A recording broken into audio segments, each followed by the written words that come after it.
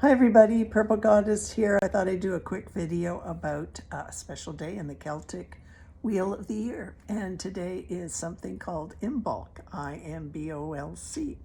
It's known as Groundhog Day, but in ancient Celtic times it was referred to as Imbolc. In the Christian tradition, it's known as Candlemas. And it's basically about the promise of spring and the return of the light.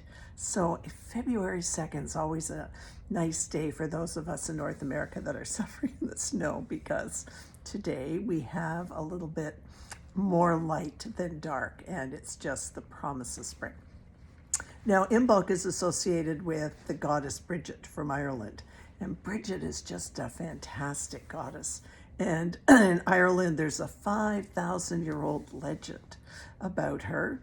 And she, got morphed into Saint Brigid in recent times, but there is an eternal flame in her memory in Ireland. And as I said, it goes back like 5,000 years. So some of the things that I do on Imbolc, just to remind myself of the promise of spring, is today I bring out and feature my crocus plant. So yesterday, actually, I went and bought this crocus plant. You could say, well, where in North America in the winter can you buy such a thing? And most florist shops around February 2nd sell the crocus plant. And they sell it for precisely the reason I bought it, which is slowly you can begin to see there'll be a flower that emerges from me. Let's hope it's purple. And as you watch it open, the days get lighter and lighter, and it's like, oh my gosh, spring is coming. And for those of you who are walking on the earth, and you can actually see some of the ground, you will see a crocus kind of pushing through this time of year. So feel free to take a picture of a crocus that you might see on your walk and post it for me. I'd love to see it. And the other thing you can do for Imbolc is think about the goddess Brigid and her very famous cross. This is what it looks like. Now, I bought this many years ago at an Irish shop, which is probably where you can still buy one. And the legend is that in Celtic time, the family would all go out and they would cut down reeds. And then they would come inside and they would do it, an activity. They'd make Bridget's cross. They'd be, focused on the legend of Brigid at this time of year. And it's a very distinct kind of cross, isn't it? So Google Bridget's cross if you've got grandchildren or children. It's a great activity. You can go to YouTube and they'll show you how to make a Bridget's cross. And it doesn't have to be out of reeds. One of Purple Goddess followers sent me a picture that she and her daughters did of making a Bridget's cross of some kind of craft paper that they bought. So this is, a very interesting symbol, and all crosses kind of represent from ancient times the four directions. And the four directions of earth, air, fire, and water. Those are the elements, the four elements: earth, air, fire, and water, and then the directions: north, south, east, and west. And this one's just a little different, isn't it? Because it's got an intricate pattern. So this is associated with today in Imbolc. So maybe you've even got an Irish shop nearby. I know there's one in Oakville, Ontario, that you can go to.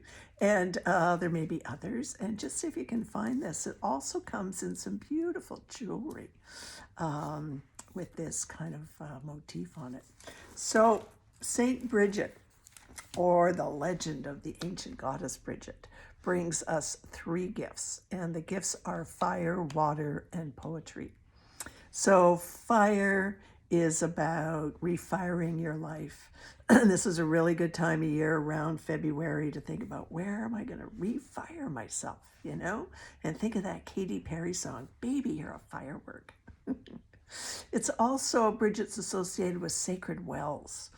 And there are a lot of sacred wells in different parts of the world where women in particular used to gather and talk. But the well is a metaphor too for the inner well within. So sometimes I like to suggest that you take the bucket down your inner well, see what's down there, and pull up some kind of truth and speak it. And when we pull up a truth from our inner well and speak it and share it with somebody, there is some healing.